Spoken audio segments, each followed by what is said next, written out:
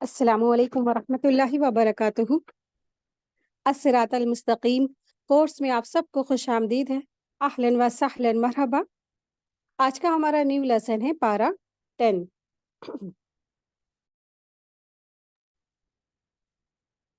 پارا 10 کا تعارف یہ ہے کہ یہ 10 پارا وَعَلَمُ کے نام سے موسوم ہے، اور اس میں سورہ انفال کی 35 آیات ہیں، اور اس کے بعد سورہ التوبہ کی 93 آیات ہیں۔ تو آئیے دیکھیں پارا نمبر 10۔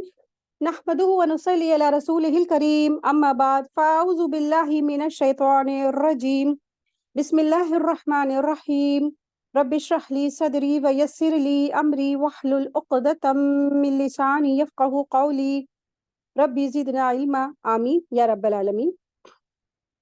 آیت دیکھیں، آیت نمبر 41۔ بسم اللہ الرحمن الرحیم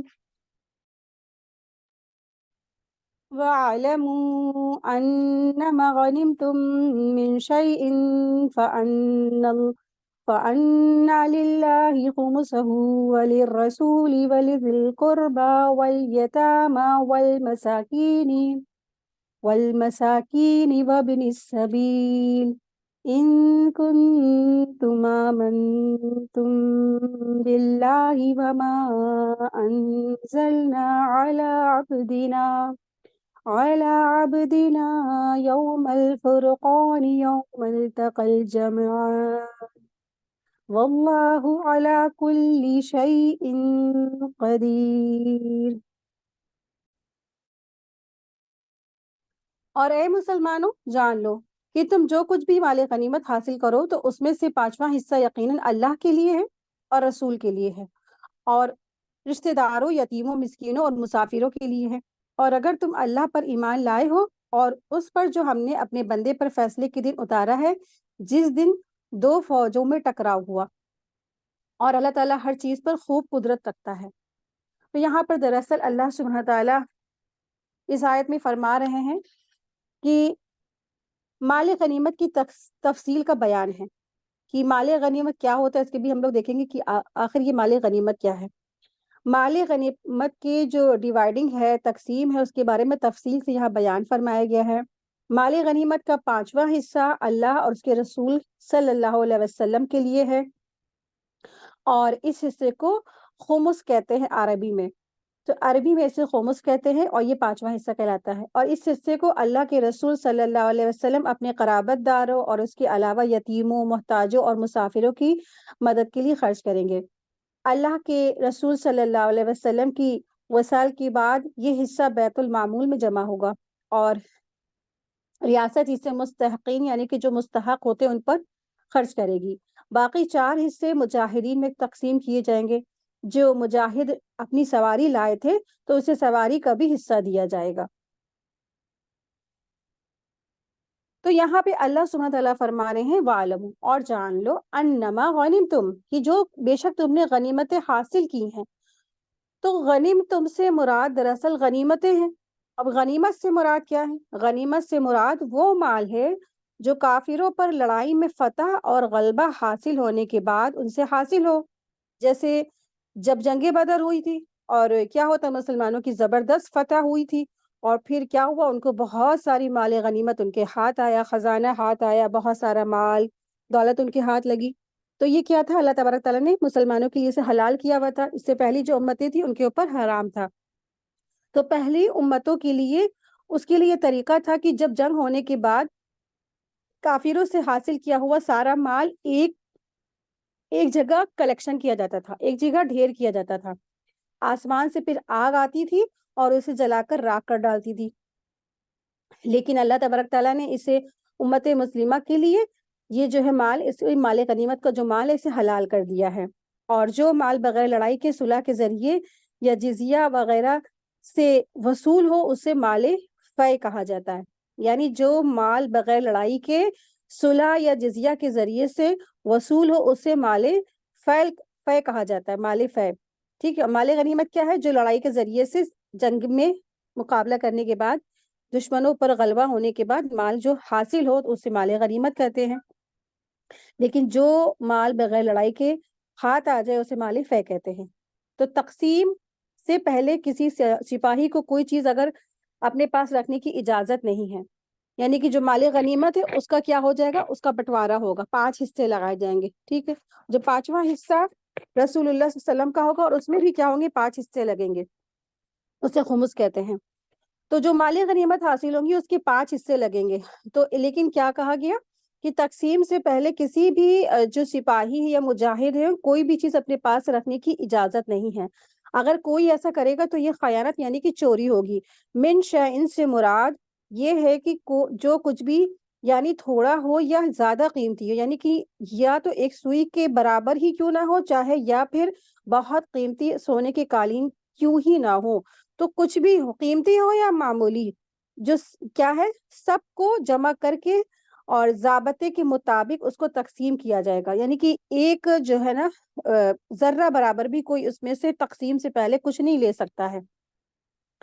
آیت دیکھیے، آیت نمبر 42. جب کہ تم یعنی بدر کے میدان میں قریب کے کنارے پر تھے اور کافر دور والے کنارے پر تھے، تو قریش کا تجارتی قافلہ تم سے بہت نیچے یعنی کہ بحیرہ کلزم کے کنارے کی طرف تھے. اور اگر تم دونوں فریق یعنی جنگ کے لیے آپس میں وعدہ کرتے تو مقررہ وقت پر ضرور اختلافات کرتے، لیکن ہوا یہ کہ دونوں گروہ آمنے سامنے آ گئے تاکہ اللہ تعالیٰ اس کام کو پورا کر دے جو ہونے والا تھا، تاکہ جو ہلاک ہونا ہے وہ حجت قائم ہونے سے پہلے وہ ہلاک ہو جائے، اور جن کو زندہ رہنا ہے وہ دلیل سے یعنی کہ حق پہچان کر زندہ رہیں. اور بے شک اللہ سبحانہ و تعالیٰ خوب جاننے والے ہیں اور خوب سننے والے ہیں. اے نبی صلی اللہ علیہ وسلم یاد کیجئے جب اللہ تعالیٰ نے آپ کے خواب میں آپ کو ان کی تعداد کم دکھائی، یعنی دشمنوں کی تعداد کیا تھی کر کے دکھائی، اللہ نے کم کر کے دکھائی. اور اگر آپ کو وہ ان کی تعداد زیادہ دکھاتا تو تم ضرور ہمت ہار دیتے اور اس معاملے میں آپس میں اختلاف کرتے، لیکن اللہ تعالیٰ نے تمہیں بچا لیا، بے شک وہ سینوں کے بھید خوب جانتا ہے. اے مسلمانوں یاد کرو جب تم کافروں کے آمنے سامنے ہوئے تو اللہ تعالیٰ نے تمہیں تمہاری نظروں میں تھوڑا دکھایا اور تمہیں ان کی نظروں میں تھوڑا دکھایا، تاکہ اللہ تعالیٰ اس کام کو پورا کر دے جو ہونے والا تھا، اور سب کام اللہ ہی کی طرف لوٹتے ہیں. اے ایمان والو جب کسی گروہ سے تمہارا آمنا سامنا ہو تو ثابت قدم یعنی مضبوطی سے جمے رہو اور اللہ کو بہت یاد کرو تاکہ تم کامیاب ہو جاؤ، تاکہ تم فلاح پاؤ. اور اللہ تعالیٰ اس کے رسول کی اطاعت کرو، آپس میں جھگڑا نہ کرو ورنہ تم ہمت ہار بیٹھو گے اور تمہاری ہوا اکھڑ جائے گی. اور صبر کرو، بے شک اللہ صبر کرنے والوں کے ساتھ ہے. اللہ سبحانہ تعالیٰ کیا حکم دے رہے ہیں، اللہ کی اطاعت کرو اور رسول کی اطاعت کرو اور آپس میں کیا نہ کرو، اختلاف نہ کرو، ٹھیک ہے. ولا تنازع کے معنی کیا ہوتا ہے، آپس میں لڑنا جھگڑنا اور اختلافات کرنا.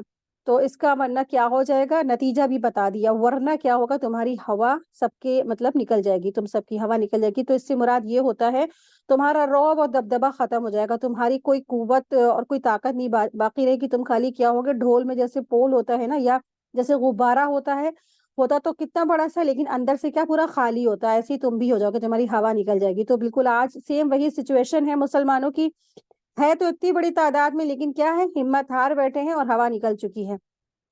کیوں؟ کیونکہ اختلافات بہت زیادہ ہیں، ہر کوئی اپنے آپ کو حق پر سمجھتا ہے، ہر کوئی سمجھتا ہے میں صحیح ہوں میں صحیح ہوں میں صحیح ہوں. ایک دوسرے کو بس صرف اور صرف بلیم کرتے ہیں اور بس کیا کرتے ہیں، ایک دوسرے پہ تانے اور طنز کستے ہیں.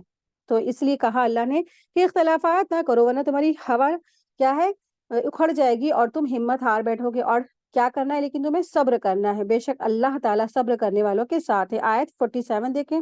اور تم ان لوگوں کی طرح نہ ہو جاؤ جو اپنے گھروں سے اتراتے ہوئے اور لوگوں کو شان دکھاتے ہوئے نکلے تھے، یعنی اس سے مراد کفار مکہ ہے جب وہ بدر کی لڑائی کے لیے اتراتے ہوئے اور لوگوں کو دکھاتے ہوئے نکلے تھے. تو اللہ تعالیٰ کی راہ سے وہ روکتے تھے اور جو کچھ وہ کر رہے ہیں اللہ اس کا پورا احاطہ یعنی گھیراؤ کیے ہوئے ہے.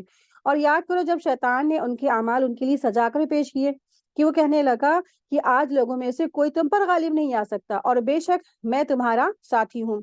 پھر جب دونوں فوجیں جو ہے آمنا سامنا ہوا تو وہ الٹے پاؤں پھر گیا اور کہنے لگا بے شک میں تو بری ہوں، بے شک وہ یعنی فرشتے دیکھ رہا ہوں جو تم نہیں دیکھ سکتے. اس نے کہا میں وہ چیزیں دیکھتا ہوں جو تم نہیں دیکھ سکتے، بے شک اللہ تعالیٰ سے میں ڈرتا ہوں اور اللہ تعالیٰ کیا ہے، سخت سزا دینے والے ہیں. تو دراصل ہوا یہ تھا کہ جنگ بدر میں اللہ تبارک تعالیٰ کی طرف سے کیا تھی، خاص مدد تھی مسلمانوں کے لیے. تو اللہ نے مسلمانوں کی مدد کی، لیکن کیا تھا اس آیت میں یہ بتایا گیا کہ شیطان جو ہے اس دن جنگ بدر میں انسانی شکل صورت میں جو ہے اختیار کر کے آ گیا تھا. تو شیطانی انسانی روپ دھر کر کے جو ہے قریش مکہ کے لشکر میں شامل ہو گیا، اور جس کی شکل میں وہ آیا تھا ان کے نام کیا تھا، سراقہ بن مالک. ٹھیک ہے، سراقہ بن مالک ابلیس جو تھے، ابلیس سراقہ بن مالک کی شکل میں آئے تھے. تو اور انہیں جھوٹی تسلی بھی دے رہا تھا، یعنی کہ اس انسان کی شکل میں آ گیا اور کفار مکہ کو جھوٹی تسلی بھی دے رہا کہ آج تم پر نا کوئی غالب نہیں آنے والا، تم ہی فتح کامیاب ہوگے، میں بھی تمہارے ساتھ ہوں. تو جب دونوں لشکر یعنی کہ مسلمان اور کفار آمنے سامنے ہوئے تو صف آرام ہو گئے. تو شیطان الٹے قدم بھاگ گیا اور کہا کہ میں جو ہے مسلمانوں کی مدد کے لیے ایسی قوتوں کو دیکھ رہا ہوں جو تم نہیں دیکھ سکتے. میں اس سے اللہ تعالیٰ سے ڈرتا ہوں، اس لیے میں اللہ سے ڈرنے والا ہوں، کیونکہ اللہ کا عذاب ہے کیا ہے، بہت شدید ہے، بہت سخت ہے. تو پہلے اس کا ہمیشہ کا یہی کام ہے، پہلے گناہ کرواتا ہے، پھر اس کو برائی پہ ابھرواتا ہے. جب گناہ سرزد ہو جاتا ہے تو پھر کیا کرتا ہے، تم اپنے راستے ہم اپنے راستے، وہ ہو جاتا ہے. یعنی کہ اس کا کام ہے کیا، گمراہ کرنا، گمراہی کر کے اس کو جو لوگوں کو کیا کرنا ہوتا ہے، برائی کی طرف ڈھکیلنا. جب پورا دھکا دے دیتا ہے، کھائی میں بندہ گر جاتا ہے، تب کیا کرتا ہے، ہاتھ جھاڑ کے چل دیتا ہے. تو یہ اس کا کام شروع سے ہے، آج سے تو نہیں ہے، اس نے وعدے کیا تھا آدم اور حوا کے وقت سے. تو بس اس کا یہی کام اس دن بھی ہوا تھا اور آج بھی وہ اپنے کام میں لگا ہوا ہے، اور قیامت تک کی ایسے ہی وہ کرتا رہے گا، کیونکہ اللہ سے اس نے قیامت تک کے لیے مہلت مانگی ہے. آیت دیکھیے، آیت نمبر 49. جب منافق اور وہ لوگ جن کے دلوں میں روگ تھا یہ کہتے ہیں کہ ان مسلمانوں کو ان کے دین میں دھوکے نے ڈال دیا، اور جو کوئی اللہ پر بھروسہ کرے تو بے شک اللہ تعالیٰ خوب زبردست ہے، خوب حکمت والا ہے. اور کاش آپ دیکھیں گے کہ جب فرشتے کافروں کی جان قبض کرتے ہیں تو ان کے منہوں اور ان کی پیٹھ پر مارتے ہیں اور کہتے ہیں کہ تم جلا دینے کا عذاب چکھو. تو اس سے پتہ چلتا ہے کہ قبر کا عذاب کیا ہے، برحق ہے. یہ اسی کا بدلہ ہے جو تمہارے ہاتھوں نے آگے بھیجا ہے، اور جان لو کہ بے شک اللہ تعالیٰ اپنے بندوں پر ظلم کرنے والا نہیں ہے. ان کی عادت تو آل فرعون اور لوگوں کی عادت جیسی ہے، اور ان لوگوں کی عادت جیسی ہے جو ان سے پہلے تھے. انہوں نے اللہ کی آیتوں کا انکار کیا تو اللہ تعالیٰ نے ان کے گناہوں کی وجہ سے انہیں پکڑ لیا. لیکن بے شک اللہ تعالیٰ بہت طاقتور ہے، قوی ہیں اور سخت سزا دینے والے ہیں. آیت 53.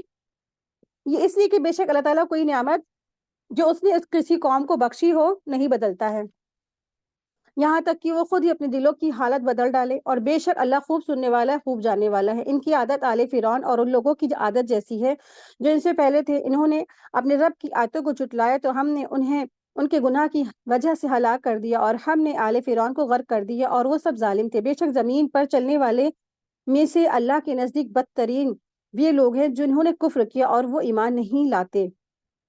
یعنی اللہ سبحانہ تعالیٰ فرما رہے ہیں کہ لوگوں میں سب سے بدتر کہنے کے بجائے اللہ تبارک تعالیٰ نے انہیں فرمایا تمام جانداروں سے سب سے بدتر. ٹھیک ہے نا، کتنی بڑی بات ہے. اللہ تعالیٰ یہ بھی کہہ سکتے تھے کہ لوگوں میں انسانوں میں سب سے بدتر، لیکن نہیں، اللہ نے کیا فرمایا کہ جتنے بھی جاندار ہیں تو ان تمام جانداروں میں سب سے بدتر، یعنی کہ انسان جو ہے نا جانور سے بھی زیادہ غیر گزرا ہو گیا ہے، سے مراد یہ ہے. تو تمام جانداروں سے بدتر کہا گیا، جو لغت کے معنی کے لحاظ سے تو انسان اور چوپائے وغیرہ سب پر بولا جاتا ہے، لیکن عام طور پر اس کا استعمال چوپایوں کے لیے ہوتا ہے. گویا کافروں کا تعلق انسانوں سے ہی نہیں، کفر کا عمل کر کے وہ جانور بلکہ جانوروں میں بھی سب سے بدتر جانور بن گیا ہے. تو یہ کافی سخت الفاظ ہیں، اور لیکن کام بھی تو انہوں نے ایسا کیا ہے نا. انسانوں نے جس رب نے سب کچھ بنایا، پوری کائنات بنائی، اس کو اتنا خوبصورت سجایا بھی تاکہ میرے بندے جب ان کو پیاس لگے تو یہ ٹھنڈے پانی پیے، تاکہ میرے بندے ان کو گرمی کی شدت ہو تو یہ ٹھنڈے ٹھنڈے جگہ بیٹھے، پہاڑ بنائے اور برف کے پہاڑ بنائے، ٹھنڈی ٹھنڈے علاقے بنائے، پھر الیکٹریسٹی جیسی اللہ تبارک تعالیٰ نے اتنی سب نعمتیں دی، اتنی خوبصورت دنیا سجائی تاکہ انسان اللہ تعالیٰ کا شکر ادا کرے. لیکن اللہ تعالیٰ کا شکر ادا کرنے کے بجائے اس نے انہی کے ساتھ کیا کیا، اللہ تعالیٰ کے ہی ساتھ غیر اللہ کو شریک ٹھہرایا. اور پھر یہاں تک کہ لوگ اللہ کی ناشکری بھی کرتے ہیں. اور پھر کھلم کھلا توحید کا انکار کرتے ہیں، اور پھر رسول اللہ صلی اللہ علیہ وسلم کی سنتوں کو پس پشت ڈال دیتے ہیں، کہتے ہیں کہ اتنا زیادہ ہم کیا کریں گے عمل کر کے، یا اتنا زیادہ ہم دین کیا کریں گے حاصل کر کے، کہ کیا ہم کریں گے اتنا زیادہ علم حاصل کر کے، تمام طرح سے ہیلے حوالے بناتے ہیں۔ آیت دیکھیں، آیت نمبر 56، وہ جن سے آپ نے قرار یعنی سمجھوتا کیا ہے، پھر وہ ہر بار اپنا عہد توڑ ڈالتے ہیں اور اللہ تعالیٰ سے ذرا نہیں ڈرتے ہیں، پھر اگر آپ ان کو لڑائی میں پائے تو ان کے ساتھ ان لوگوں کو بھی بھگا دے جو ان کے پیچھے ہوں، شاید کہ وہ نصیحت پکڑے، اور اگر آپ کو کسی قوم کی طرف خیانت کا خوف ہو تو برابری پر ان کا عہد ان کے منہ پر دے مارے، بے شک اللہ تعالیٰ خیانت کرنے والوں کو پسند نہیں کرتا۔ اور جن لوگوں نے کفر کیا ہے وہ خیال نہ کرے کہ وہ بچ نکلے ہیں، بے شک وہ اپنی چالوں سے اللہ کو عاجز نہیں کر سکتے ہیں، اور ان کافروں کے مقابلے کے لیے تو اپنی طاقت بھر قوت اور جنگی گھوڑے تیار رکھو، جن سے تو اللہ کے دشمنوں اور اس کے دشمنوں، اللہ تعالیٰ کے دشمنوں اور اپنے دشمنوں کو اور ان کے علاوہ دوسروں کو ڈرائے رکھو جنہیں تم نہیں جانتے ہو، اللہ تعالیٰ انہیں جانتا ہے، اور تم اللہ تعالیٰ کی راہ میں جو کچھ خرچ کرو گے اس کا پورا پورا تمہیں بدلہ دیا جائے گا، ثواب دیا جائے گا، اور تم پر ظلم نہیں کیا جائے گا۔ اور اے نبی صلی اللہ علیہ وسلم، اگر وہ صلح کی طرف مائل ہو جائے تو آپ بھی ان کی طرف صلح کی طرف مائل ہو جائیں، اور اللہ پر بھروسہ رکھیں، بے شک وہی خوب سننے والا ہے، خوب جاننے والا ہے۔ آیت 62، اور اگر وہ آپ کو دھوکہ دینا چاہتے ہیں تو بے شک آپ کے لیے اللہ کافی ہے، وہی تو ہے جس نے اپنی مدد سے اور مومنوں سے آپ کی مدد تائید کی، اور اس نے ان کے دلوں میں یعنی مومنوں کے دلوں میں الفت یعنی محبت ڈال دی۔ اگر آپ دنیا بھر کوئی سب خزانے خرچ کر دیتے تو بھی ان کے دلوں میں الفت نہ پیدا کر سکتے تھے، لیکن اللہ تعالیٰ ہی نے ان میں الفت ڈال دی، بے شک وہ زبردست اور خوب حکمت والا ہے۔ اے نبی صلی اللہ علیہ وسلم، آپ کے لیے اللہ کافی ہے، اور ان لوگوں کے لیے بھی جو مومنوں میں سے آپ کی پیروی کرتے ہیں۔ اے نبی صلی اللہ علیہ وسلم، مومنوں کو جہاد پر ابھاریے، اگر تم میں سے 20 صبر کرنے والے ہوں تو وہ 200 پر غالب آئیں گے، اور اگر تم میں 100 ہوں تو وہ 1000 پر غالب آ جائیں گے، اس لیے کہ وہ لوگ کچھ بھی سمجھ نہیں رکھتے ہیں۔ اب اللہ تعالیٰ نے تم سے تخفیف کر دی یعنی کمی اور آسانی کر دی، اور اس نے جان لیا کہ تمہارے اندر کچھ کمزوری ہے، چنانچہ اگر تم میں سے 100 صبر کرنے والے ہوں گے تو 200 پر غالب آ جائیں گے، یعنی دگنے کا ہو گیا، ورنہ اس سے پہلے کیا تھا 10 گنا۔ اور اگر تم میں سے کوئی 1000 ایسے ہوں تو وہ اللہ کے حکم میں سے 2000 پر غالب آ جائیں گے، اور اللہ صبر کرنے والوں کے ساتھ ہے۔ کسی نبی کے لائق نہیں کہ اس کے پاس قیدی ہو یہاں تک کہ وہ زمین میں خوب خون ریزی کر لے۔ تم دنیا کا سامان چاہتے ہو اور اللہ تعالیٰ آخرت کا سامان چاہتا ہے، اور اللہ بہت زبردست خوب حکمت والا ہے۔ اگر اللہ تعالیٰ کی طرف سے پہلے ہی ایک بات نہ لکھی ہوتی، جو تم نے جو لیا ہے اس کے بدلے تمہیں بڑا عذاب آ پکڑتا، چنانچہ جو حلال پاکیزہ غنیمتیں تم نے حاصل کی ہیں تم اس میں سے کھاؤ اور اللہ سے ڈرتے رہو، بے شک اللہ بہت بخشنے والا ہے، نہایت رحم کرنے والا ہے۔ اے نبی صلی اللہ علیہ وسلم، جو قیدی تمہارے پاس ہاتھوں گرفتار ہو ہیں، آپ ان سے کہہ دیجئے اگر اللہ تعالیٰ تمہارے دلوں میں بھلائی پائے گا تو تمہیں اس فدیے سے کہیں بہتر عطا کرے گا جو تمہارے لیے گیا ہوا ہے، اور تمہیں بخش دے گا، اللہ تعالیٰ بہت بخشنے والا، نہایت رحم کرنے والا ہے۔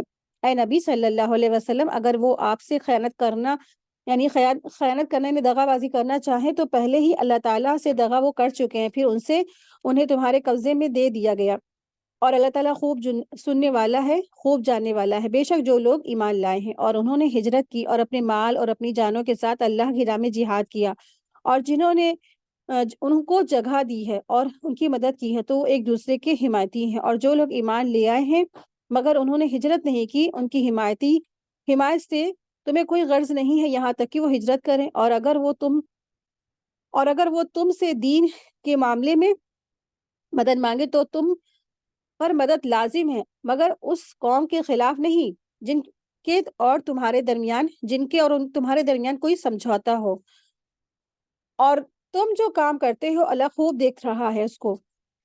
اور جن لوگوں نے کفر کیا ہے وہ آپس میں ایک دوسرے کے حمایتی ہیں، اور اے مسلمانوں اگر تم ایسا نہیں کرو گے تو زمین میں فتنہ اور بڑا فساد مچے گا۔ آیت دیکھیں، آیت نمبر 74، اور جو لوگ ایمان لائے ہیں اور انہوں نے ہجرت کی اور اللہ کی راہ میں جہاد کیا ہے، اور جنہوں نے ان کو جگہ دی ہے وہی لوگ سچے مومن ہیں. یعنی کہ یہاں پہ اللہ سبحانہ تعالیٰ مہاجرین اور انصار کی تعریف فرما رہے ہیں، اور جنہوں نے، اب یہ دیکھیے مہاجرین انصار آپ صلی اللہ علیہ وسلم کے وقت میں بھی تھے، اور کسی بھی زمانے میں یہ ایسے لوگ ہو سکتے ہیں جو لوگ اپنے جو ہے اللہ کے خاطر اپنا گھر بار چھوڑ کے وطن چھوڑتے ہیں اور اپنے دوسرے ملک چلے جاتے ہیں، اور پھر ایسے لوگوں کو جو لوگ پناہ دیتے ہیں، سپورٹنگ کرتے ہیں، تو وہ انصار کہلاتے ہیں، اور ہجرت کرنے والے مہاجرین کہلاتے ہیں. تو ان کے لیے اللہ سبحانہ تعالیٰ فرما رہے ہیں مغفرت ہے اور عزت والی روزی ہے.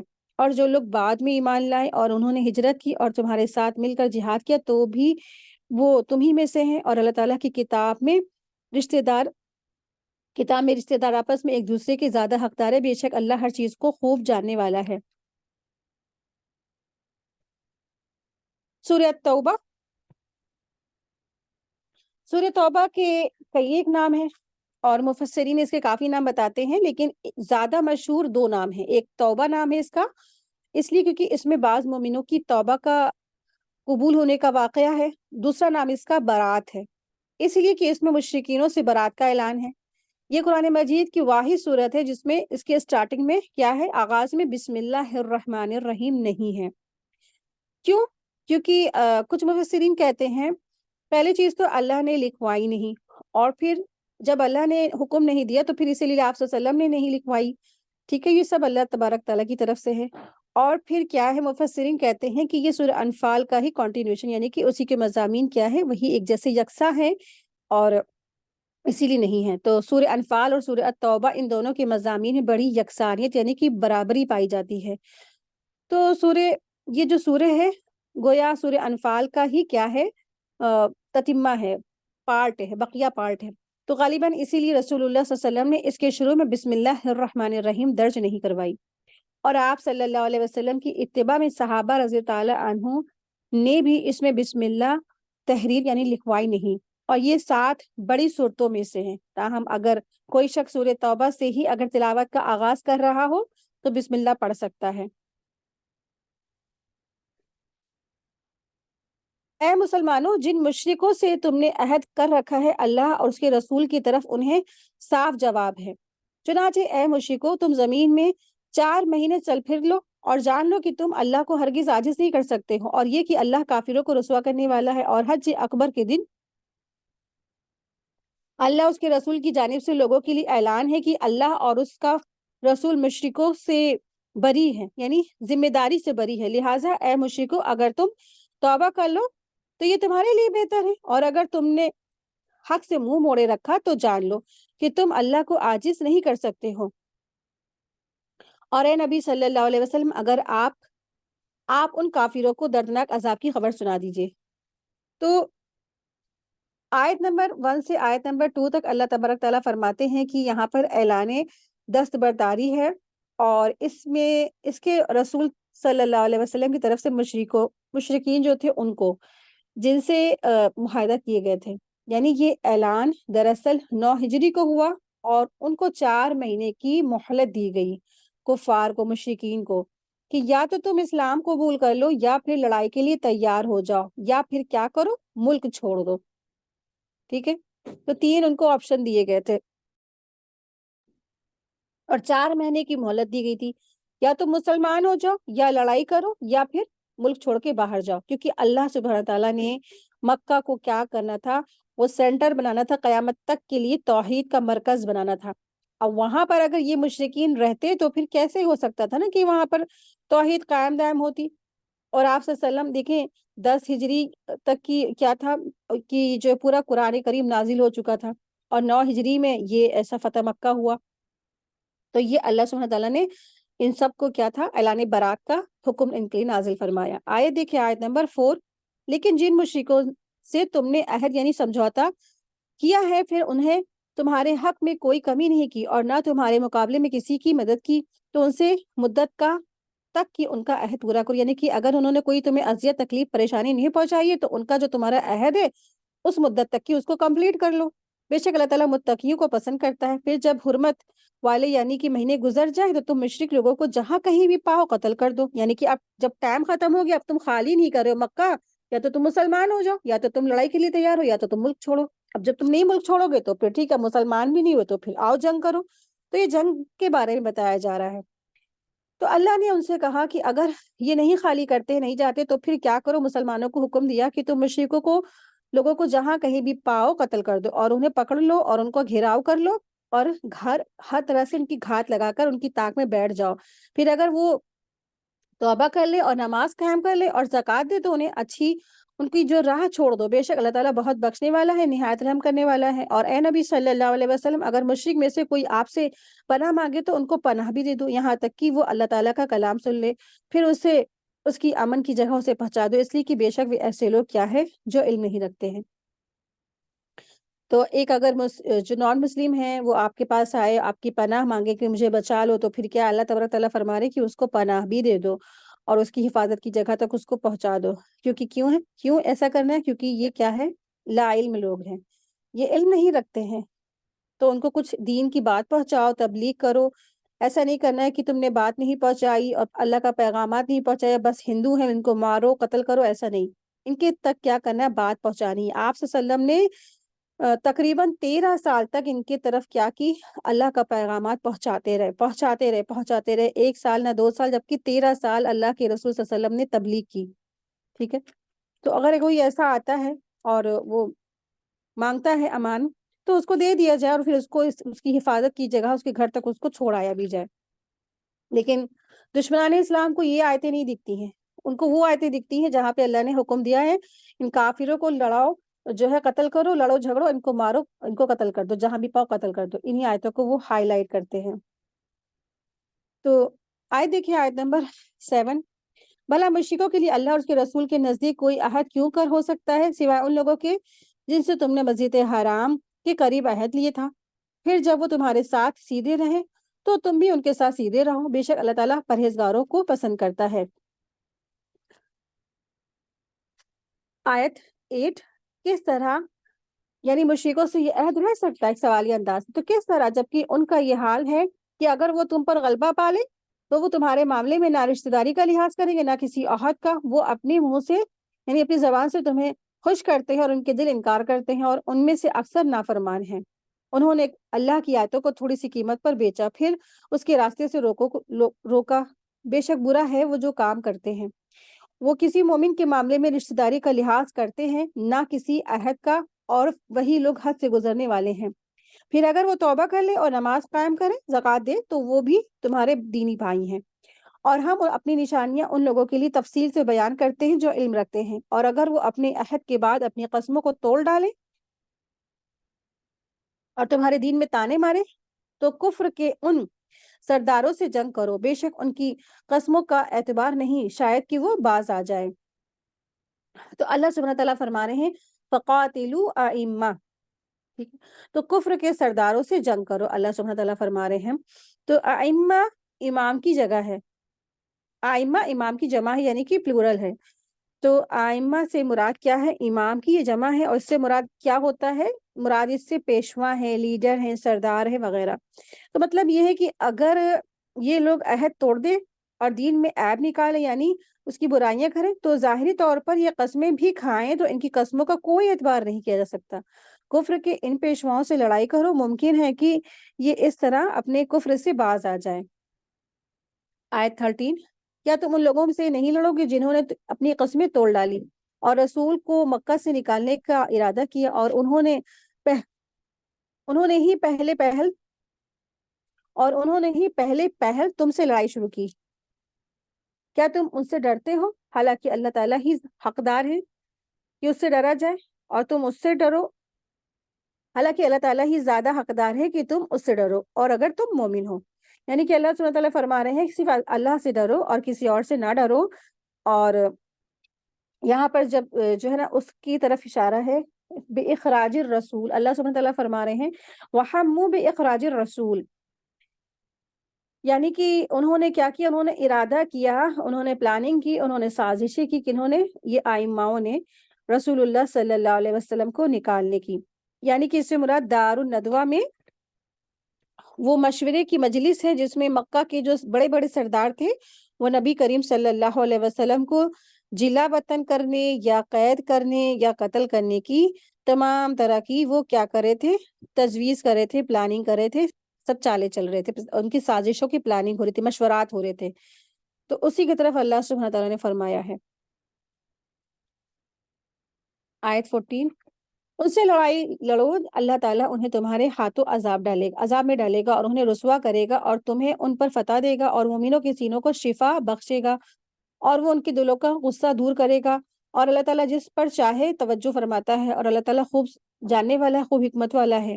کیا تم نے یہ سمجھ رکھا ہے کہ تمہیں یوں ہی چھوڑ دیا جائے گا جبکہ ابھی اللہ تعالیٰ نے تم میں سے ان لوگوں کو نہیں چھانٹا جنہوں نے جہاد کیا اور اللہ تعالیٰ اس کے اور رسول مومن کے سوا کسی کو دلی دوست نہیں بنایا اور تم جو عمل کرتے ہو اللہ تعالیٰ ان کی خوب خبر رکھتا ہے. مشرک لوگ اس لائق نہیں کہ وہ اللہ کی مسجدوں کو آباد کرے جبکہ اپنے آپ پر کفر کی گواہی دے رہے ہوں.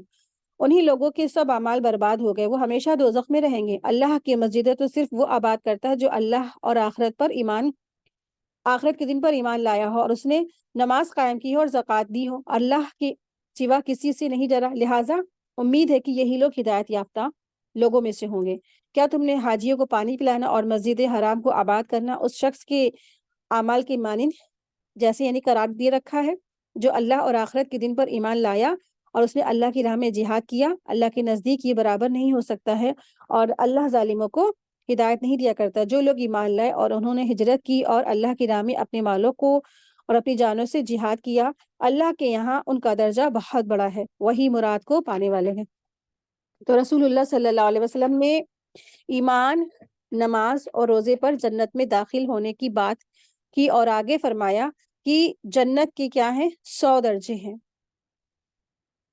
جو اللہ نے حق کے راستے میں جہاد کرنے والوں کے لیے تیار کر رکھے ہیں. ہر 2 درجوں کے درمیان اتنا فاصلہ ہوگا کہ جتنا زمین اور آسمان کے درمیان کا فاصلہ ہے. بخاری کی حدیث نمبر 2790. آپ دیکھیں کہ اس زمین سے اور آسمان کا کوئی جو فاصلہ ہے آج تک طے نہیں کر سکا کہ کتنا ہے. ٹھیک ہے، تو اللہ سبحانہ تعالیٰ جو ہے نا، اللہ نے رسول اللہ صلی اللہ علیہ وسلم سے کہلوا دیا، فرما دیا کہ جو زمین ہے اور آسمان ہے اتنا ہی فاصلہ جنت کا دوسری جنت سے کیا ہوگا، اتنا ہی اس کے اندر کی دوری ہوگی. تو 100 درجوں کی جو دوری ہے اور ہر 2 درجوں کے بیچ کی جو فاصلہ ہے اتنا ہی ہوگا. اور اس سے یہ بھی بات پتہ چلتی ہے کہ شہادت کی آرزو یعنی شہادت کی تمنا بھی کرنا ایک ممکن اور امتیازی صفات ہے. جس طرح رسول اللہ صلی اللہ علیہ وسلم کی یہ خواہش تھی کہ میں بھی اللہ کی راہ میں مارا جاؤں، پھر زندہ کیا جاؤں، پھر قتل کیا جاؤں، پھر زندہ کیا جاؤں، پھر قتل کیا جاؤں، پھر زندہ کیا جاؤں، پھر قتل کیا جاؤں، یعنی کہ آپ صلی اللہ علیہ وسلم کی یہ خواہش تھی. بخاری کی حدیث نمبر 2797 اس کا نمبر ہے. اس سے پتہ چلتا ہے کہ انسان کو جو ہے نا شہادت یعنی شہید ہونے کی بھی آرزو اپنے دل میں ایک رکھنی چاہیے. مومن کے دل میں یہ ہونا چاہیے، یہ صفات میں سے ہے. اور اگر کوئی یہ جو صفات نہیں رکھتا ہے، شہید ہونے کی صفات نہیں رکھتا ہے، تو پھر اس کا مطلب ہے کہ اس کی جو موت ہے نفاق کے ایک درجے پہ ہوئی ہے. آیت 21، اس کا رب انہیں اس کی طرف سے رحمت اور رضامندی ان کا رب انہیں اپنی طرف سے رحمت اور رضامندی اور ایسے باغوں کی خوشخبری سناتا ہے جن میں ان کے لیے ہمیشہ رہنے والی نعمتیں ہوں گی، وہ ان میں ہمیشہ رہیں گے ابد تک کی. بے شک اللہ تعالیٰ کے یہاں بہت بڑا اجر ہے. اے لوگوں جو ایمان لائے ہو، اگر تمہارے باپ اور بھائی ایمان کفر کو پسند کرے تو ہرگز انہیں دوست نہ بنا، اور تم میں سے جو ان کو دوست بنائے گا تو وہی لوگ ظالم ہیں. اے نبی صلی اللہ علیہ وسلم آپ کہہ دیجئے اگر تمہارے باپ اور بیٹے اور بھائی اور بیویاں اور تمہارا کنبہ قبیلہ اور جو مال تم نے کمائے ہیں وہ تجارت جس کا بند پڑنے کا تمہیں ڈر ہو اور مکانات جنہیں تم پسند کرتے ہو تمہیں اللہ کے اور اس کے رسول اور اس کی راہ میں جہاد سے زیادہ عزیز ہے تو انتظار کرو یہاں تک کہ اللہ اپنا حکم بھیج دے. اور اللہ نافرمان لوگوں کو ہدایت نہیں دیتا، تو اللہ اپنا حکم بھیج دے. تو یعنی کہ اس میں پتہ چلتا ہے کہ اس میں جہاد سے جو بھاگنے پر سخت وعید ہے. یعنی اگر کوئی جہاد سے بھاگتا ہے تو اس سے سخت وعید، یعنی کہ وعید کیا ہوتی ہے؟ وعید کہتے ہیں ڈانٹ اور سزا کی دھمکی کو.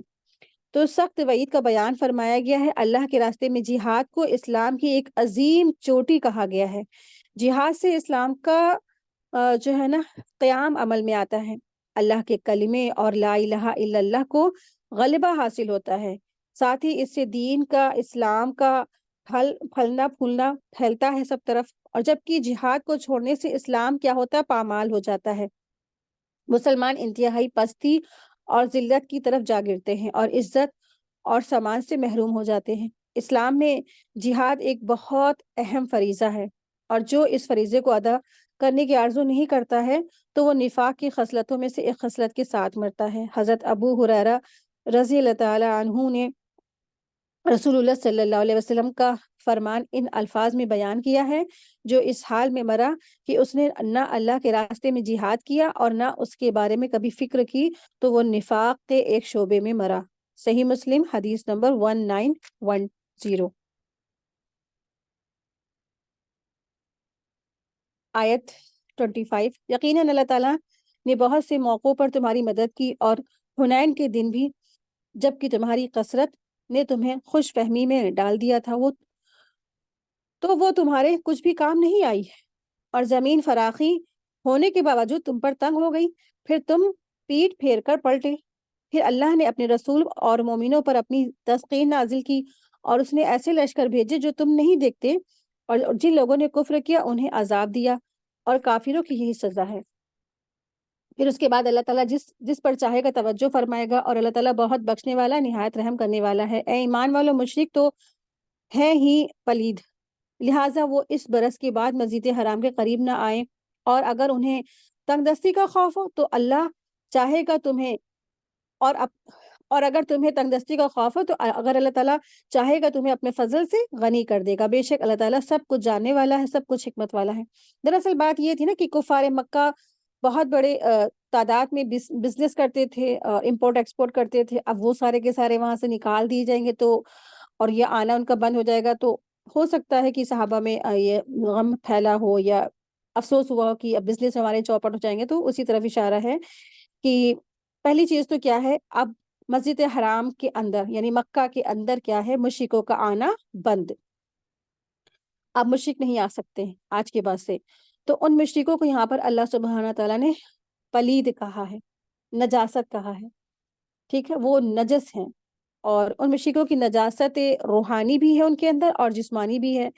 روحانی نجاست یہ ہے کہ اللہ تعالیٰ کی وحدانیت اور اس کے رسول اللہ صلی اللہ علیہ وسلم پر ایمان نہیں رکھتے ہیں، اور جسمانی نجاست یہ ہے کہ وہ صحت کی اصل حفاظت، پاکی صفائی کا اہتمام ہی نہیں کرتے، یعنی کہ پیشاب ہے اور جنسی ہے رطوبات سے نکلنے کی لحاظ سے بھی جنوبی اور ناپاکی وہ ہوتے ہیں۔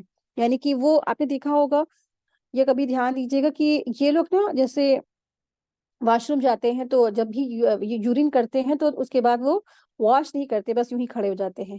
تو اللہ سبحانہ تعالیٰ نے مسلمانوں کو پاک بنایا ہے، سبحان اللہ، اور ہر مسلمان پاک ہوتا ہے، یعنی کہ یورین کرنے کے بعد بھی وہ اس مقام کو دھوتا ہے، تو یہ پاکیزگی کی علامت ہے۔ لیکن جتنی بھی قومیں ہیں، جتنی بھی ٹوٹل قومیں ہیں، وہ سب یورین کرنے کے بعد یوں ہی کھڑے ہو جاتے ہیں، یعنی کہ وہ خود بھی ناپاک، ان کے کپڑے ناپاک، سب کچھ ناپاک، اور وہ ظاہری بھی ناپاک ہے اور وہ باطنی بھی ناپاک ہے، ٹھیک ہے۔ تو اسی طرف اللہ سبحانہ تعالیٰ نے یہاں فرمایا ہے کہ وہ کیا ہیں، وہ تو مشرکین تو نجس ہیں۔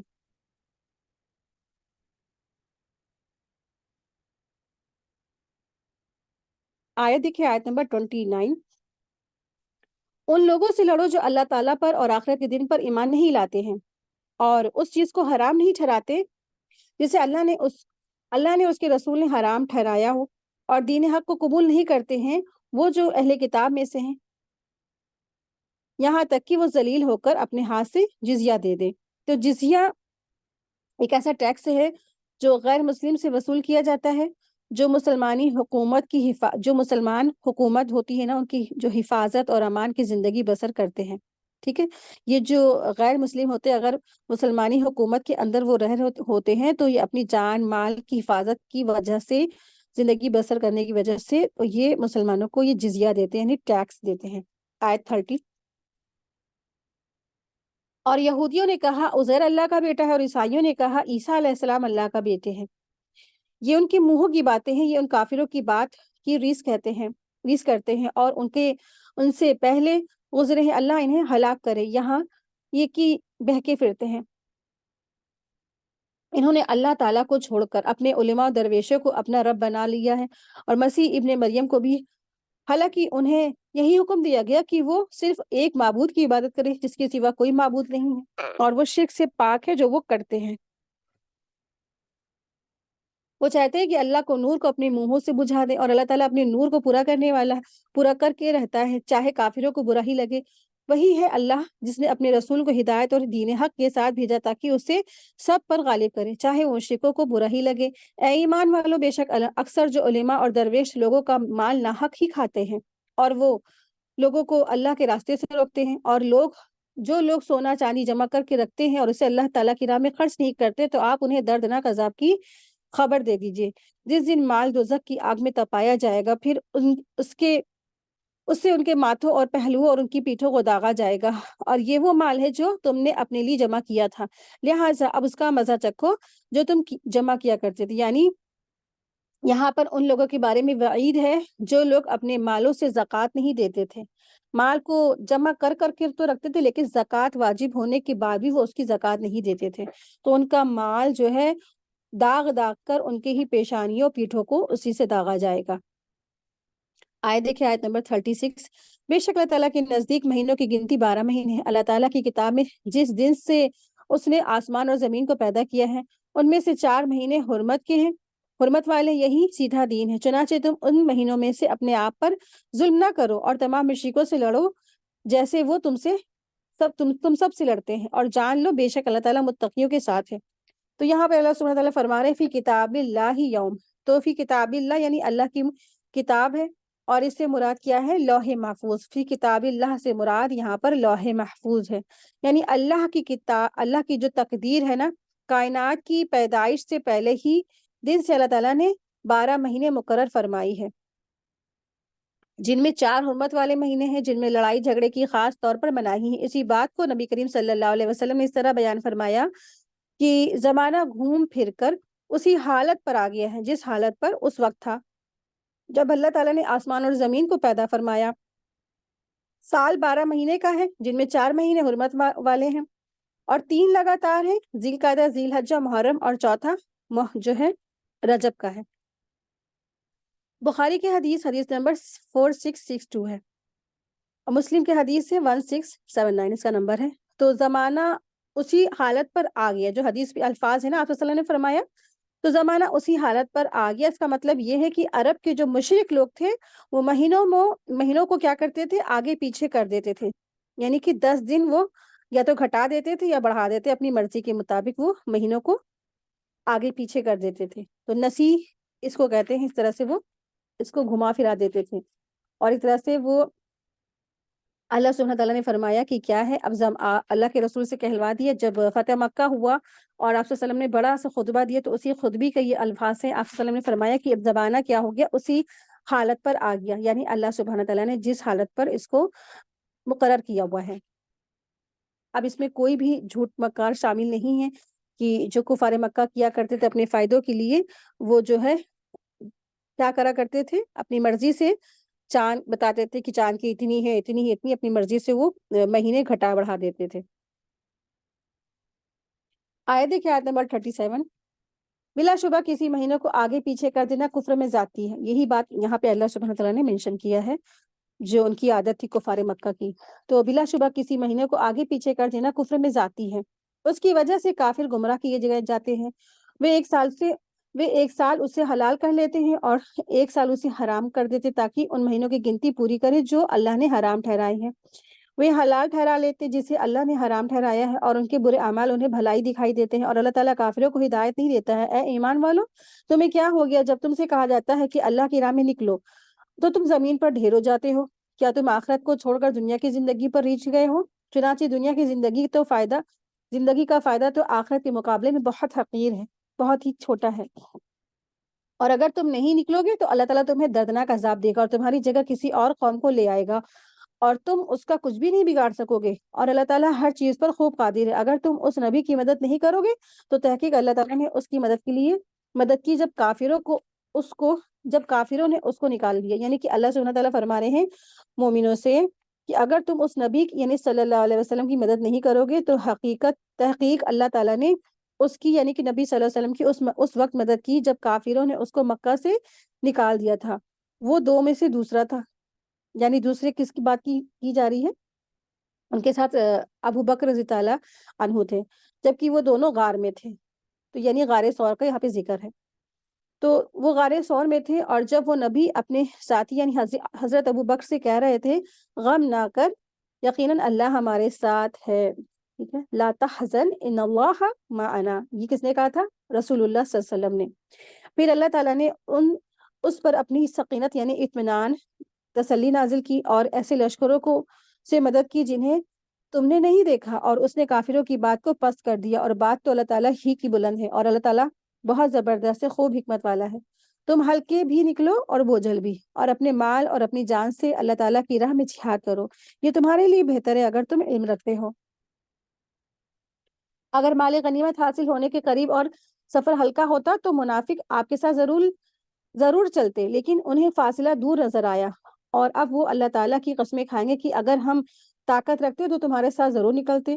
وہ خود کو ہلاک کر رہے ہیں، اور اللہ تعالیٰ جانتا ہے کہ بے شک وہ سراسر جھوٹے ہیں۔ اے نبی صلی اللہ علیہ وسلم، اللہ نے آپ کو معاف کر دیا، آپ ان منافقوں کو رخصت یعنی اجازت کیوں دی آپ نے، یہاں تک کہ آپ پر ظاہر ہو جاتے سچے لوگ اور آپ جھوٹوں کو جان لیتے۔ اے نبی صلی اللہ علیہ وسلم، جو لوگ اللہ کی اور آخرت پر کے دن پر ایمان رکھتے ہیں وہ آپ سے رخصت نہیں مانگتے، اس سے کہ وہ اپنے مال اور اپنے جانوں کے ساتھ جہاد کریں، اور اللہ تعالیٰ پرہیزگاروں کو خوب جانتا ہے۔ آپ سے رخصت تو صرف وہ لوگ مانگتے ہیں جو اللہ اور آخرت کے دن پر ایمان نہیں رکھتے ہیں اور ان کے دل شک میں پڑے ہوئے ہیں، لہٰذا وہ اپنے شک میں پڑے تردد یعنی مبتلا ہیں، کنفیوژن میں ہیں، ایسے لوگ جو کنفیوز رہتے ہیں۔ آیت 46 دیکھیں، اور اگر اللہ تعالیٰ اور اگر وہ نکلنے کا ارادہ کرتے تو اس کے لیے کچھ سامان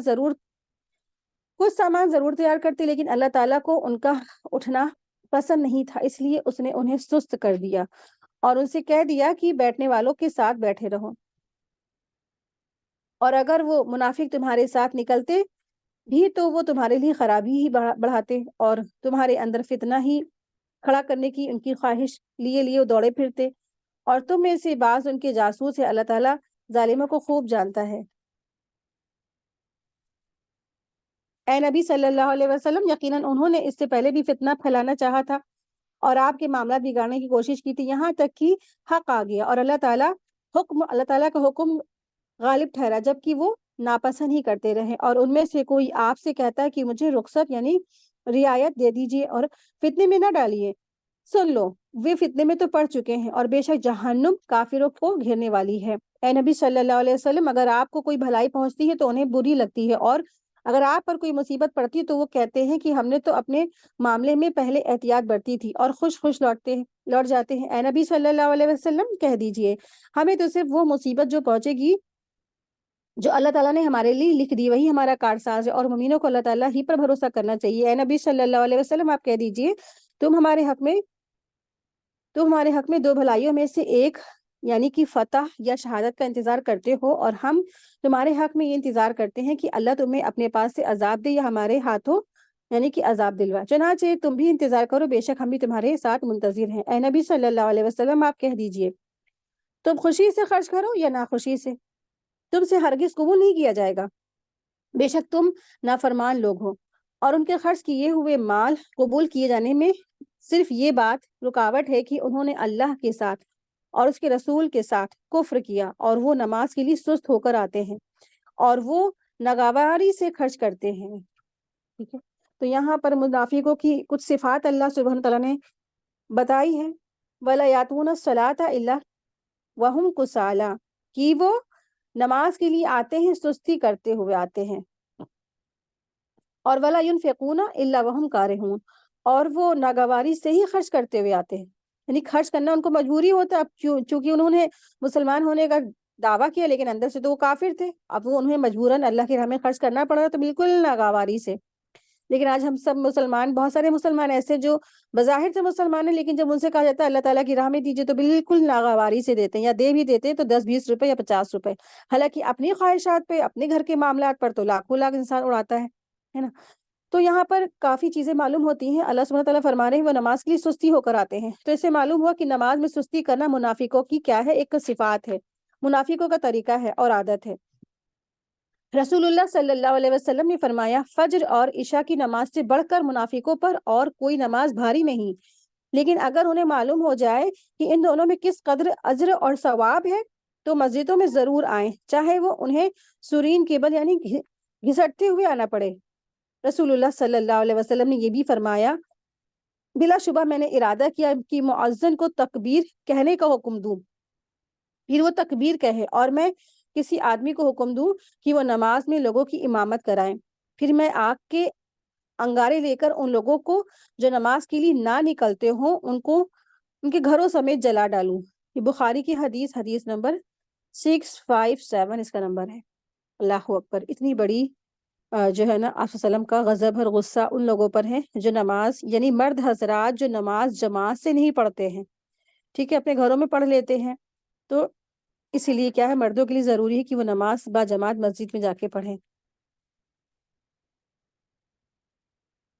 آیت دیکھیں، آیت نمبر 55، چنانچہ ان کے مال اور ان کی اولاد آپ کو حیرت میں نہ ڈالے، یقیناً اللہ یہی چاہتا ہے کہ ان کی وجہ سے انہیں دنیا میں کی زندگی میں ہی عذاب دے اور ان کے جانے کفر ہی کی حالت میں نکلے، اور وہ اللہ تعالیٰ کی قسمیں کھاتے ہیں، بے شک وہ تو تم میں سے ہیں، حالانکہ وہ تم میں سے نہیں بلکہ وہ تو ڈرپوک لوگ ہیں۔ اور اگر وہ کوئی پناہ کی جگہ یا غار یا کوئی اور گھس بیٹھنے کی جگہ پائے تو اس کی طرف ضرور بھاگ نکلے رسیت توڑا کر۔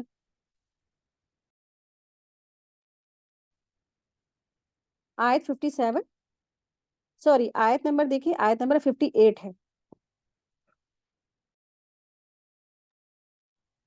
اور ان میں سے بعض وہ ہیں کہ آپ پر صدقوں یعنی کہ صدقے کی تقسیم میں بھی اعتراض کرتے ہیں، چنانچہ اگر وہ ان میں سے کچھ دے دیا جائے تو راضی رہتے ہیں، اور اگر ان میں سے نہ دیا جائے تو وہ جھٹ سے ناراض ہو جاتے ہیں، اور اگر وہ اس پر راضی رہتے تو اللہ تعالیٰ نے اور رسول نے انہیں دیا ہے، اور کہتے ہیں کہ اللہ ہمارے لیے کافی ہے، جلد ہی اللہ ہمیں اپنے فضل سے دے گا، تو اس کا رسول بھی بے شک ہم اللہ تعالیٰ ہی کی طرف راغب یعنی متوجہ ہیں۔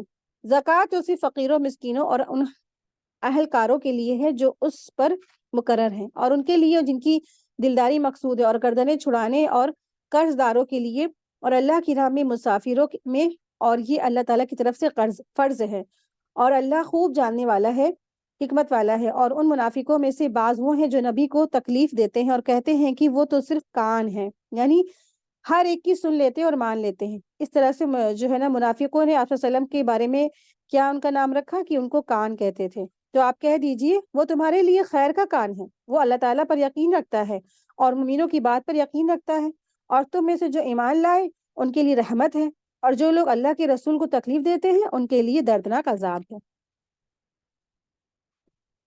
اے مسلمانوں، وہ یعنی منافق لوگ تمہارے سامنے اللہ کی قسمیں کھاتے ہیں تاکہ تمہیں راضی رکھے، حالانکہ اللہ اور اس کا رسول زیادہ حقدار ہے کہ وہ انہیں راضی رکھے، یا اگر یہ لوگ مومن ہیں، یعنی کہ انہیں تو چاہیے کہ اللہ اور رسول کو راضی رکھنا چاہیے، لیکن یہ کیا ہے، اللہ کو ناراض کرتے ہیں، رسول کو ناراض کرتے ہیں، اور مسلمانوں کو کیا کرتے ہیں، راضی رکھنے کی کوشش کرتے ہیں۔ کیا انہیں معلوم نہیں کہ بے شک جو شخص اللہ اور اس کے رسول کی مخالفت کرتا ہے تو اس کے لیے جہنم کی آگ ہے، وہ ہمیشہ اس میں رہیں گے۔ یہاں یہ بہت بڑی رسوائی ہے۔ منافق لوگ اس بات سے ڈرتے ہیں کہ ان مسلمانوں پر کوئی صورت نازل کر دی جائے جو انہیں ہر بات بتا دے، جو ان منافقوں کے دلوں میں کہہ دیجئے تم مذاق تو کرتے رہو، بے شک اللہ تعالیٰ وہ باتیں ظاہر کرنے والا جن سے تم ڈرتے ہو، اور اگر آپ ان سے پوچھئے تو وہ ضرور کہیں گے کہ ہم تو صرف شغل کے طور پر باتیں اور دل لگی کرتے ہیں، تو کہہ دیجئے کیا تم اللہ اس کی آیتوں اور اس کے رسولوں کے ساتھ مذاق کرتے تھے؟ اب بہانے مت بناؤ، یقیناً تم نے اپنے ایمان کے بعد کفر کیا ہے۔ اگر ہم تم میں سے ایک گروہ کو معاف بھی کر دیں تو دوسرے گروہ کو اس وجہ سے عذاب دیں گے کہ وہ مجرم تھے۔ منافق مرد اور منافق عورتیں سب ایک جیسے ہیں، وہ برے کام کا حکم دیتے ہیں اور نیک کام سے روکتے ہیں، اور خرچ کرنے سے اپنے ہاتھ روکے رکھتے ہیں۔ انہوں نے اللہ کو بھلا دیا تو اس نے بھی انہیں بھلا دیا، بے شک منافق لوگ ہی نافرمان ہیں۔ اللہ تعالیٰ نے منافق مردوں اور منافق عورتوں اور کافروں کو دوزخ کی آگ کا وعدہ کر رکھا ہے، وہ اس میں ہمیشہ رہیں گے، وہ دوزخ انہیں کافی ہے۔ اللہ تعالیٰ نے ان پر لعنت کی ہے اور ان کے لیے ہمیشہ رہنے والا عذاب ہے۔ منافقوں تم ان لوگوں کی طرح ہو جو تم سے پہلے لوگ تھے، یعنی کہ اللہ تعالیٰ فرمانے کہ منافقوں تم ان لوگوں کی طرح ہو جو تم سے پہلے تھے وہ قوت میں تم سے کہیں زبردست اور مال و دولت میں کہیں زیادہ تھے، چنانچہ وہ دنیا میں اپنا حصہ برت چکے ہیں، پس تم نے بھی اپنا حصہ برت لیا ہے جس طرح ان لوگوں نے اپنا حصہ برت لیا ہے جو تم سے پہلے تھے، اور تم فضول باتوں میں الجھ رہے ہو جس طرح وہ فضول باتوں میں الجھ رہے ہیں۔ یہی لوگ ہیں جن کے اعمال دنیا اور آخرت میں برباد ہو گئے، اور یہی لوگ خسارہ یعنی گھاٹا پانے والے ہیں۔ کیا ان تک ان لوگوں کی خبر نہیں پہنچی جو ان سے پہلے تھے، یعنی قوم نوح، قوم عاد و سمود اور قوم ابراہیم اور مدین والے اور وہ بستیوں والے جنہیں الٹا دیا گیا؟ ان کے پاس ان کے رسول کھلی نشانیاں لے کر آئے، پھر اللہ تعالیٰ ایسا نہیں کہ ان پر ظلم کرتا، لیکن وہ خود ہی اپنی جانوں پر ظلم کرتے تھے۔ تو یہاں اللہ سبحانہ تعالیٰ فرما رہے ہیں وَأَصْحَابِ مَدْيَنَ وَالْمُؤْتَفِكَاتِ، اور اصحاب مدین یعنی مدین والے اور وہ بستیاں جنہیں الٹ دیا گیا۔ تو یہاں پر اللہ سبحانہ تعالیٰ نے 6 قوموں کا حوالہ دیا ہے جن کا ٹھکانہ ملک شام رہا ہے۔ یہ عرب کے علاقے کے قریب ہے، اور ان کی کچھ باتیں انہیں شاید اپنے باپ دادا سے سنی بھی ہوں۔ تو قوم نوح جو طوفان میں غرق کر دی گئی، قوم عاد جو قوت و طاقت میں نمایاں ہونے کے باوجود تیز ہواؤں سے ہلاک کر دی گئی، قوم سمود جسے آسمانی چیخ سے وہ ہلاک کیا گیا، قوم ابراہیم جس کے بادشاہ نمرود بن کنان بن کوش کو مچھر سے مروا دیا گیا، یعنی ان کی طرف مچھر کا عذاب آیا تھا، مدین والے یعنی حضرت شعیب علیہ السلام کی قوم جنہیں چیخ اور زلزلے اور بادلوں کے سائے کے عذاب سے ہلاک کیا گیا تھا، اور متفقات والے، اس سے مراد کون لوگ ہیں؟ اس سے مراد جو ہے قوم لوط کی بستی ہے جن کی بستی کا نام صدوم تھا۔ اعتقاف کے معنی ہے انقلاب یعنی الٹ پلٹ کر دینا، والمتفقات یعنی اعتقاف یعنی الٹ پلٹ کر دینا۔ ان پر ایک تو آسمان سے پتھر برسائے گئے، یعنی قوم لوط پر آسمان سے پتھر برسائے گئے، دوسری ان کی بستی کو اوپر اٹھا کر نیچے پھینکا گیا جس سے پوری بستی اوپر سے نیچے ہوگی، تلپٹ ہوگی، اس اعتبار سے بھی انہیں متفقات والے کہا جاتا ہے۔ آیت 71، مومن مرد اور مومن عورتیں آپس میں ایک دوسرے کے مددگار ہیں، وہ نیکی کا حکم دیتے ہیں اور برائی سے روکتے ہیں، اور نماز قائم کرتے ہیں اور زکوٰۃ دیتے ہیں، اور اللہ اور اس کے رسول کی اطاعت کرتے ہیں، یہی لوگ ہیں جن پر اللہ تعالیٰ ضرور رحم فرمائے گا، بے شک اللہ زبردست ہے اور خوب حکمت والا ہے۔ اللہ نے مومن مردوں اور مومن عورتوں سے ایسے باغوں کا وعدہ کیا ہے جن کے نیچے نہریں بہتی ہوں گی، وہ ان میں ہمیشہ رہیں گے، اور سدا بہار باغوں میں پاکیزہ محلوں کا وعدہ ہے، اور اللہ تعالیٰ کی رضامندی سب سے بڑھ کر نعمت ہوگی، یہی بڑی کامیابی ہے۔ اللہم ربنا جعلنا منہم، اللہ تبارک تعالیٰ ہم سب کو ان میں شامل فرمائے، آمین یا رب العالمین۔ آیت دیکھیں، آیت نمبر ہے 73، اے نبی صلی اللہ علیہ وسلم کافروں اور منافقوں سے جہاد کیجیے اور ان پر سختی کیجیے، اور ان کا اصل ٹھکانہ دوزخ ہے اور وہ بہت برا مقام ہے۔ وہ یعنی منافق لوگ اللہ تعالیٰ کی قسمیں کھاتے ہیں اور قسمیں کھاتے ہیں کہ انہوں نے کوئی بات نہیں کی، حالانکہ انہوں نے ضرور کفر کا کلمہ کہا تھا اور وہ اسلام لانے کے بعد کافر ہو گئے، اور انہوں نے وہ کچھ کرنے کا ارادہ کیا جو وہ نہ کر سکے، اور انہوں نے غصہ نہیں نکالا مگر اس بات پر کہ وہ اللہ اور اس کے رسول نے اپنے فضل سے انہیں غنی یعنی کہ خوشحال اور دوسروں سے با پرواہ کر دیا۔ پھر اگر وہ توبہ کر لے تو ان کے لیے بہتر ہوگا، اور اگر وہ منہ موڑ لے تو اللہ انہیں دنیا اور آخرت میں دردناک عذاب دے گا، اور ان کا زمین میں کوئی حمایتی اور کوئی مددگار نہ ہوگا۔ اور ان میں سے بعض وہ ہیں جنہوں نے اللہ سے عہد کیا تھا، اور اگر اللہ نے اپنے فضل سے ہمیں عطا کیا تو ہم ضرور صدقہ خیرات کریں گے اور ہم ضرور صالحین میں سے ہو جائیں گے۔ پھر جب اللہ نے اپنے فضل سے انہیں عطا کیا تو وہ کنجوسی پر اتر آئے اور انہوں نے حق سے منہ موڑ لیا اور وہ پھر گئے۔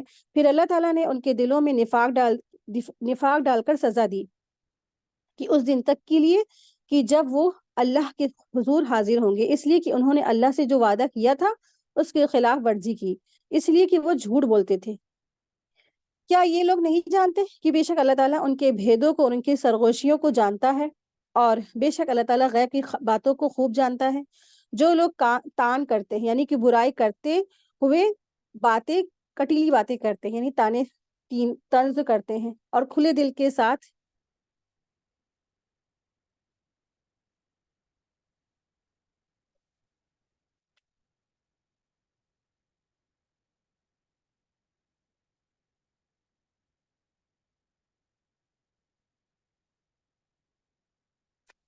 دیکھیے آیت نمبر 79 ہے،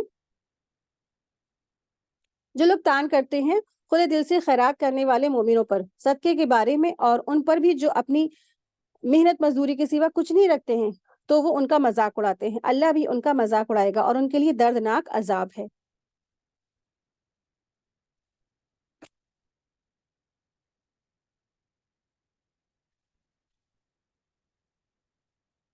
آیت دیکھیں، آیت نمبر 80۔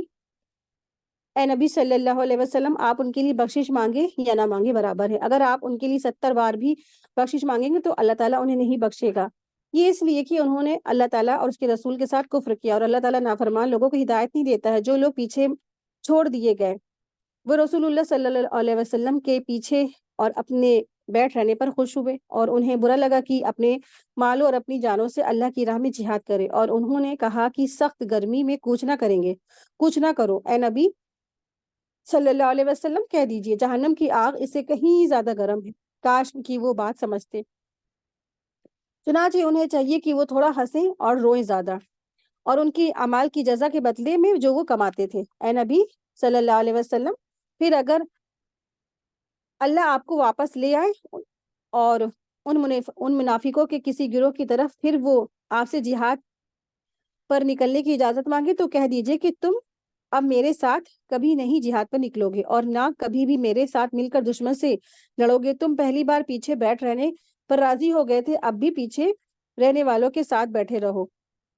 اے نبی صلی اللہ علیہ وسلم، آپ ان میں سے جو مر گئے ہیں آپ اس کی نماز جنازہ ہرگز نہ پڑھیں اور نہ کبھی اس کی قبر پر کھڑے ہوں، بے شک انہوں نے اللہ اور اس کے رسول کے ساتھ کفر کیا ہے اور وہ فسق یعنی نافرمانی کی حالت میں مرے ہیں۔ اور اے نبی صلی اللہ علیہ وسلم، ان کے مال، ان کی اولاد آپ کو حیرت یعنی تعجب میں نہ ڈالیں، بے شک اللہ تعالیٰ تو چاہتا ہے کہ ان کی وجہ سے انہیں دنیا میں عذاب دے اور انہیں ان کی جانیں کفر کی حالت میں نکلے، اور جب کوئی صورت نازل کی جاتی ہے تو اللہ تعالیٰ پر ایمان لاؤ اور اس کے رسول کے ساتھ مل کر جہاد کرو، تو ان کی دولت مند آپ سے رخصت یعنی کہ چھوٹ مانگتے ہیں اور کہتے ہیں کہ ہمیں چھوڑ دیجئے اور ہم گھروں میں بیٹھ رہنے یعنی رک جانے والوں کے ساتھ رہیں گے۔ آیت 87۔ وہ اس بات پر راضی ہو گئے ہیں کہ پیچھے رہنے والی عورتوں کے ساتھ رہیں، ان کے دلوں پر مہر لگا دی گئی ہے، لہٰذا وہ نہیں سمجھتے، لیکن رسول اللہ صلی اللہ علیہ وسلم اور جو لوگ اس کے ساتھ ایمان لائے انہوں نے اپنے مالوں اور اپنی جانوں کے ساتھ جہاد کیا، اور انہی لوگوں کے لیے بھلائیاں یہی لوگ فلاح پانے والے ہیں۔ اللہ نے ان کے لیے ایسے باغات تیار کیے جن کے نیچے نہریں بہتی ہیں، وہ ان میں ہمیشہ رہیں گے، یہی بڑی کامیابی ہے۔ اور دیہاتیوں میں سے بہانے باز آئے کہ انہوں نے رخصت یعنی چھوٹ دی جائے، تو جبکہ وہ لوگ بیٹھ رہے جنہوں نے اللہ اور اس کے رسول سے جھوٹ بولا، ان میں سے جن لوگوں نے کفر کیا انہیں جلد ہی دردناک عذاب آ پکڑے گا۔ ضعیفوں یعنی بوڑھوں، کمزوروں اور بیماروں پر جو لوگ کوئی چیز نہیں پاتے ہیں وہ خرچ کریں، ان پر کوئی گناہ نہیں، جبکہ اللہ تعالیٰ اور اس کے رسول کی خیر خواہی کرتے ہیں۔ نیکی کرنے والوں پر کوئی حرف نہیں آتا، اور اللہ تعالیٰ بہت بخشنے والا ہے، نہایت رحم کرنے والا ہے۔ اے نبی صلی اللہ علیہ وسلم، نہ ان لوگوں پر کوئی گناہ ہے جو آپ کے پاس آئے کہ انہیں جہاد کے سفر کے لیے سواری دے، اور آپ نے کہا کہ میرے پاس کوئی سواری نہیں ہے، تو وہ اس حالت میں لوٹ گئے کہ ان کی آنکھیں غم سے آنسو بہہ رہی تھیں، ان کے پاس کچھ نہیں جسے وہ اللہ کی راہ میں خرچ کریں۔ اے نبی صلی اللہ علیہ وسلم، حرف یعنی الزام تو آتا ہی ان لوگوں پر ہے جو آپ سے رخصت یعنی چھٹی مانگتے ہیں، لیکن حالانکہ وہ مالدار ہیں، وہ اس بات پر راضی ہو گئے کہ پیچھے یعنی گھروں میں رہنے والی عورتوں کے ساتھ رہیں، اور اللہ تعالیٰ ان کے دلوں پر مہر لگا دی ہے، چنانچہ وہ نہیں جانتے ہیں۔ تو یہاں پر دراصل کچھ ایسے لوگوں کا ذکر ہے جو جہاد پر نہیں جانا چاہتے تھے، یعنی کہ وہ جان رہے تھے کہ یہ جو جنگ تبوک ہوگا، جنگ تبوک کا ذکر ہے ان آیتوں میں، تو انہوں نے اس میں پیچھے رہنے کے لیے کیا کیا، بہانے بنائے، ہیلے بنائے کہ ہمارے کے یہاں ہمیں فصلیں کاٹنی، میری فصلیں تیار کھڑی ہیں، ہمارا یہ کام ہے، ہمارا یہ ہے، ہمارے چھوٹے چھوٹے بچے ہیں، اس طریقے سے انہوں نے جہاد میں نہیں گئے اور کیا بہانے بنائے، جبکہ جنگ تبوک کیا تھا، اس میں سب کا جانا فرض تھا جنگ میں، یعنی کہ مردوں کا جانا فرض تھا، یعنی کہ رعایا کس کے لیے تھی، عورتوں کے لیے، بیمار کے لیے اور بوڑھوں کے لیے، وہ ان کے اوپر فرض نہیں تھا، لیکن جتنے بھی جوان مرد تھے ان سب کا نکلنا فرض تھا۔ لیکن کچھ اس میں سے منافق تھے، انہوں نے آ کے رسول اللہ صلی اللہ علیہ وسلم کی بارگاہ میں آ کے عذر دیے بہانے بنائے کہ ہماری فصلیں کاٹنی ہے یا ہمارے بیوی بچے ہیں ان کو ہمیں دیکھنا ہے یا ہم فتنے میں پڑ جائیں گے، فلاں فلاں عورت میں ہم فتنہ ہو جاتے ہیں، اسی طرح سے تمام ان کے بہانے انہوں نے بنائے۔ لیکن کچھ ایسے خالص اور مخلص مسلمان تھے کہ وہ چاہتے تھے کہ رسول اللہ صلی اللہ علیہ وسلم کے ساتھ جائیں، نکلیں، جنگ و جہاد بھی کریں، لیکن افسوس کہ وہ ان کے پاس سواری اویلیبل نہیں تھی۔ تو اس زمانے میں کیا تھی سواریاں؟ اونٹ چلتے تھے، گھوڑے چلتے تھے، کھچر چلتے تھے، تو ان کے پاس وہ بھی نہیں تھی کہ اس کے ذریعے سے وہ جنگ تبوک میں جا سکتے تھے۔ تو جب انہوں نے کہا اے رسول اللہ صلی اللہ علیہ وسلم ہمارے پاس بھی سواری نہیں ہے، تو آپ صلی اللہ علیہ وسلم نے کہا میرے پاس بھی سواری نہیں ہے۔ تو یہ عذر کیا تھا؟ ان کا حقیقت تھا۔ تو اس وجہ سے جب وہ اپنے گھروں کو لوٹے تو کیا ہے، غم اور آنسو کے ساتھ وہ لوٹے، غمگین ہو کے لوٹے، لیکن حالانکہ ان کے عذر کیا تھے؟ حقیقی تھے، سچے تھے، ان کے پاس واقعی میں سواری نہیں تھی۔ تو نبی کریم صلی اللہ علیہ وسلم نے فرمایا دین کیا ہے؟ خیر خواہی کا نام ہے، اللہ کے لیے، اس کے رسول کے لیے، مسلمان حاکم کے لیے اور عام مسلمانوں کے لیے۔ صحیح مسلم کی حدیث، حدیث نمبر 55۔ اور حضرت جریر بن عبداللہ رضی تعالیٰ عنہ روایت کرتے ہیں کہ میں نے رسول اللہ صلی اللہ علیہ وسلم سے ان باتوں پر بیعت کی۔ پہلا کیا تھا؟ نماز قائم کرنا، دوسرا زکوٰۃ دینا، تیسرا مسلمانوں کی خیر خواہی کرنا، اور یہ 3 باتوں پہ انہوں نے بیعت کی۔ تو مسلمانوں کی خیر خواہی کے مطلب کیا ہے؟ یعنی مسلمانوں کی خیر خواہی کے اندر یہ سب چیزیں آتی ہیں کہ مسلمانوں کو نیک کاموں کا حکم دے، برے کاموں سے روکے، ان کی مدد کرے، ان کے ساتھ نرمی اور محبت کا برتاؤ کرے۔ ٹھیک ہے، یہ بخاری کی حدیث، حدیث نمبر 57 اس کا نمبر ہے۔ اسی کے ساتھ ہی آج کی ہماری کلاس مکمل ہوئی۔ وآخر دعوانا ان الحمد للہ رب العالمین۔ سبحانک اللہم وبحمدک، اشہد ان لا الہ الا انت، استغفرک واتوب الیک۔ السلام علیکم ورحمۃ اللہ وبرکاتہ۔ جزاکم اللہ خیرا کثیرا۔